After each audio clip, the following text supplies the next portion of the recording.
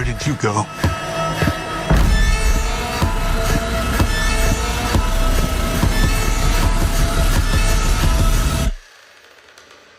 This is where the story really starts.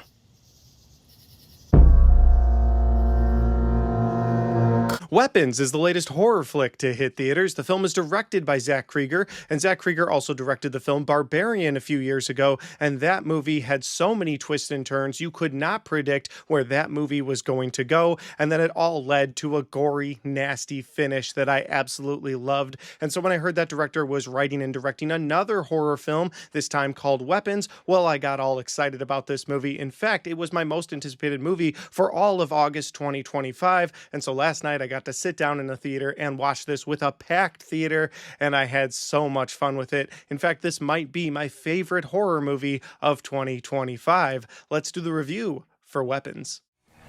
Here we go. That is one big pile of shit. No, I shot him. Bullets in the fall killed him.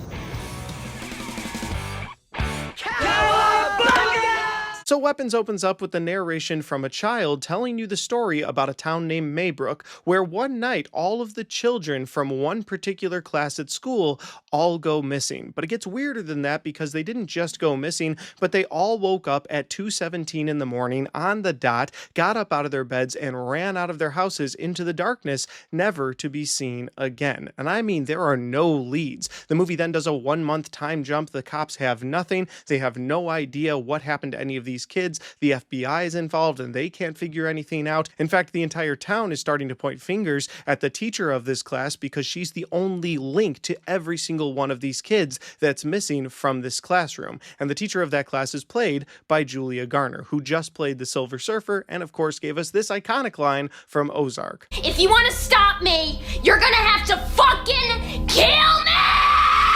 And from there, you see her deal with this town as she still wants to continue on being a teacher. She still wants to help find these kids, but she can't figure anything out. And then things get weirder and weirder and weirder. And that is the best synopsis that I can give you for Weapons. I am not going to tell you anymore because I absolutely do not want to spoil anything. Go into this movie as blind as you can, and I promise you will have a great time. I am going to get into my positives and my negatives for Weapons here in a second, but before I do that, if this is the first time you found my channel, well, I would love for you guys to hit that subscribe button. Check out all the different content on my channel, whether you like movie reviews, Blu-ray talk, or even ranked list videos. I've got a ton of content on my channel, and I'd love for you guys to check it out. All right, let's get into my positives and my negatives for Weapons. Are you watching? Are you watching?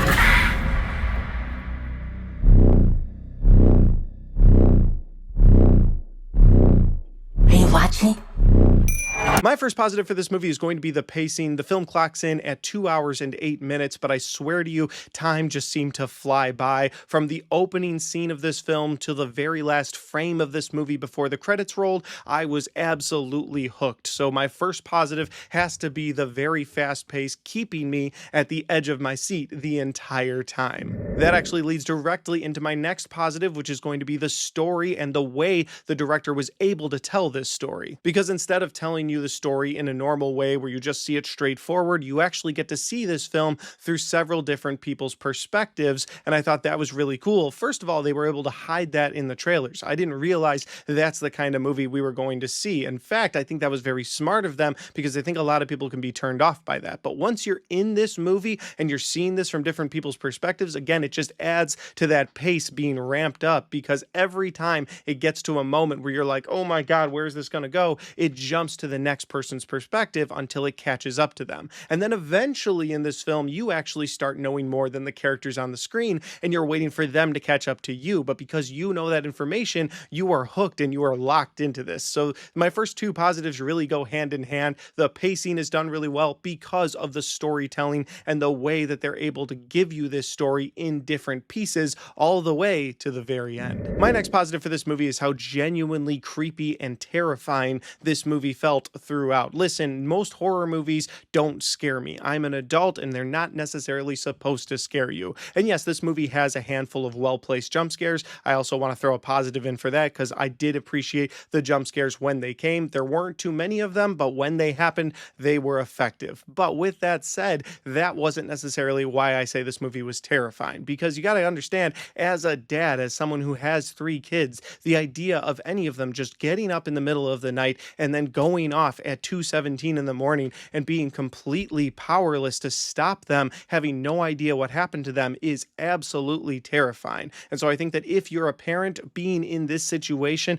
not knowing what is going to happen to these kids, you can identify with that, and I thought that really worked well for me. Now, if you don't have kids, that may not scare you as much, although the situation in and of itself is a scary situation, so I think it'll affect everybody. I just think that if you're a parent, it'll affect you on another level because you identify immediately with what would you do in that situation when there's absolutely no help from your local police, the FBI, there's nothing. But moving away from the scary side of this movie, getting into the funny side, yes, there's actually a funny side to this incredibly dark story, and that's the exact same thing this director was able to do with Barbarian. Barbarian was a very dark story, very twisted, very messed up, but he was able to pepper in little moments that actually made you laugh. Sometimes you're laughing because it's a really uneasy situation, and that's the only response that you have, but other times it's genuinely funny. And so it was great being in a crowded movie theater last night because you had these moments where you would laugh and a few other people would because it was so uneasy, but there were other moments where the entire crowd was laughing at some moments that were happening in this film. And again, they're not always intentional laughs, they're just some really ridiculous scenes that are playing out in a very scary moment, and again, your best response is just to laugh. And so I think the director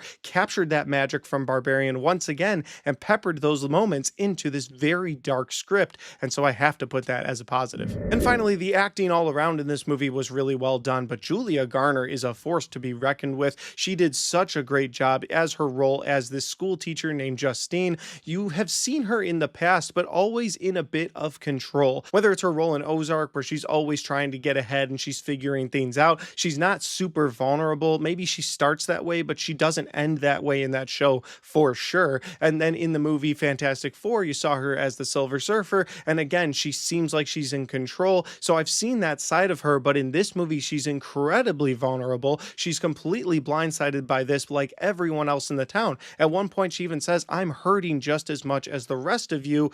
Probably not the right thing to say to parents who physically lost their children, but you can see that her emotion is she was attached to those kids as well. She cared about them. She loved them. She just wants to do good, and she just is being put down by everyone around her because everyone around her suspects that she might have something to do with this. And the other actor of note in this film would be Josh Brolin, who plays the one parent that you really get to focus on. Essentially, his role in this movie is to give you what all of the parents in this town are feeling that lost one of their kids. And I thought that was really smart because this movie does follow several different people and several different people's perspectives. But at one point I was thinking, if I have to follow each and every one of the parents from this town, that's going to be a lot of time. They're going to spend almost too much time showing all of their backstories, but they don't really do that. You follow different people throughout this film, but he's really the main parent that you follow throughout this film. He gets his story and he gets to represent how all of the parents in this town are feeling. And I thought they were able to embody that in Josh Brolin so well. In fact, at one point he owns a construction business and you see that he ordered the wrong paint and he didn't order the right parts for the house. He didn't order certain things, or he did things wrong because he has been so sidelined and so sidetracked by trying to find his son who went missing. Again, the main point of this positive was the great acting all around. I mentioned the 2 main characters in this film, but you also get Benedict Wong in this film as the principal of the school. He does a great job. And you get Amy Madigan, who I don't know if I've ever noticed before, but you absolutely will not leave this film not noticing her. She does a great job as well. Now that'll do it for my positives. There are a few more things I wish I could talk about, some gory, nasty things that happen in the third act of this film, but I feel like those would be very spoilery and I want to keep this spoiler free, so we can talk about it in that comment section down below, and maybe at my end of month wrap up video, I'll talk about some of those positive spoilers as well. But for now, we'll end the positives there. We'll move on to my negatives, and as of right now, I only have one negative for this film, and that is that there are some things that go unanswered that I wish I had the answers to. Now, I understand some things need to just be left up to my imagination or make people wonder and curious and talk about online. That's fine, but there are some things specifically with the main villain of this movie and the powers of this main villain that I wish I understood a little bit better, and I wish the movie had told me, because I did walk away kind of scratching my head on a few things. For instance, without getting into spoilers, there's some things that happen to the characters' dreams specifically that happen to these characters that I wonder if there was a reason they were having those dreams, but it's never really explained to you. You just have to put the pieces together. I was talking about those moments with my wife on the way home from the theater yesterday. I was like, what do you think about this? What do you think it means? She's like, maybe it's because they're linked with their kids, so they're having these dreams or visions, sort of, kind of, but ultimately they worked. They were creepy moments, but they didn't make a lot of sense by the end of the film. So there were some things that I wish they had tightened up. I wish they had explained a little more, or like I said at the beginning of this video, I wish I could have lived in this world another 30 to 40 minutes. If this movie had tagged on another 30 to 40 minutes, maybe clocked in at 2 hours and 40 minutes, I think they could have told you a little bit more. I feel like they left some of this out. And again, maybe that was intentional. Maybe that's to keep the conversation going or just make people kind of put the pieces together themselves. But that will be my only negative at this point. I wish I had a little more understanding. But again, maybe that's just going to make me go back more and more to watch this movie and try to pick up clues along the way. Overall, I had a really great time with Weapons. It's a movie that I plan on watching again and again. It's a movie that I plan on watching down here in my movie theater room with family and friends, maybe getting to show some of them for the first time. It's a movie that you really should watch with an audience. I think you could enjoy it on your own, but you really should watch this with other people. I'm so glad that I took my wife to this movie. I'm so glad that I saw it in a packed theater, because you would cheer on certain moments of this movie collectively as a group, and I haven't experienced that in a theater in a long time. So I loved this movie. I loved my experience with this movie. I think my experience with it in the future is just going to get better. And so as of right now, Weapons is my favorite horror movie of 2025. And I know there's a couple of months left this year, but it's going to take a lot to top my experience in this film. So we'll see. But until then, guys, those are just my opinions, because that's my review for Weapons. Have you guys had a chance to see this movie yet? If you have, let me know about it in the comment section down below. Let me know where we agree or disagree. Maybe you really loved this movie. Maybe you didn't like the way they told this movie from different people's perspectives. I'd love to hear any and all of your thoughts in that comment section down below. And finally, guys, if you like this video, don't forget to hit that like button, because it helps the video, it helps the channel, and it helps me right here. Thanks for watching, and I'll see you next time.